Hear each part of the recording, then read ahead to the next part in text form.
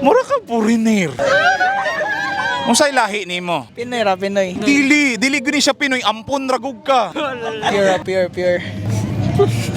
Pero siya na siya dugong Afrikano. Kaya akong papa man kay maurang pag color nako. Pero Pinoy ra. Pero mura gug kag promise. Mura ka black American. Wala kay dugo nga foreigner? Pure Pinoy. Sure ka?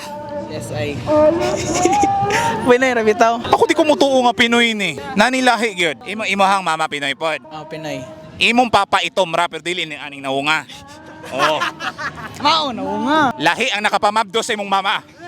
Pero wala ba ka gahuna-huna nga basig ampon ra ka? Gahuna-huna. Kung makalantaw bita sa salamin kung unsa tong naungno makaingon gani ko nga hala ampon dagay pogo.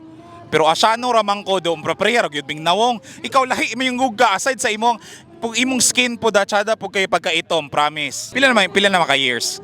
Years. Pila may edad? 17. O 17 wala pa kagituganan sa tinuod. Kung one day na Ginoo ko na yung mga busayap.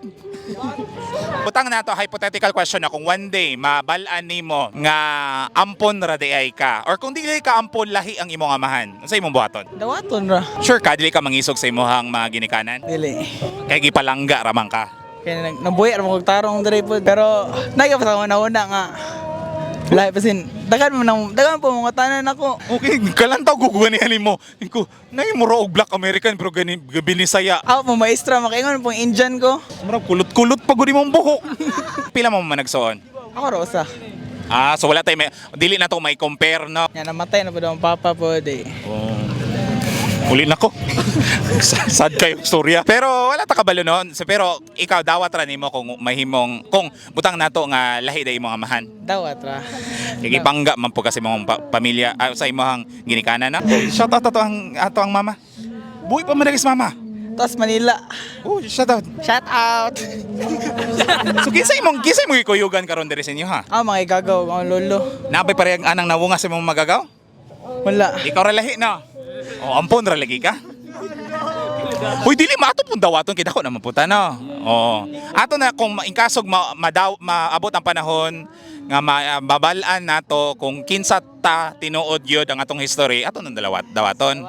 Good luck sa imong journey sa kinabuhi. Hopefully mailan na nimo imong tinuod nga papa. Wala pa jud ko na human. Go sa mamo. Hali usa-usaon ta mo. Unsa imong lahi? Pinoy. Sige, salamat. Uli na ko. Oh, thank you. Kani. Kay anak junig. Anak junig insect. Igsoon daw ito no? Oh, igsuon ta. Di ka sure? Di ko sure. Dili po gumudawat. Ikaw ba mo tuo ba kang anak ni og Pinoy? Oh, kita ko siya amahan Pareha nga. ba sila no? Kanang tinuod? Iyang papa kay dili may nagbuhok. Upaw man. Lami kay ni ipa kay MJS. Tes mamulong ta sa iyang amahan. Tag nato si Jessica Jessica, mamulong mig amahan ani oh. Kumahatagan kag chance nga bulungon ang tinuod nimo papa. Char, pwede kang makastorya sa mabutang imong storya sa TV. Pwede kayo. Sige Jessica, bulungon na to iyang papa. Tag din si Jessica ha. Iki-MJs niyan. Curious bitaw ko kung kinsa iyang tinuod papa. Itag na to si Ma'am Jessica Soho no. Unless makakita ko sa picture sa iyang papa mama. Hindi send na ko daw. I-message na ko ang imuhang ginikanan kaya ato i-flash ba nga. Kanay ba'y tinuod niyang mga ginikanan? O di ka ha ampon ra siya. Shout out sa imong trumpeter. Shout out ko ni Sir Joseph Mark Tubog.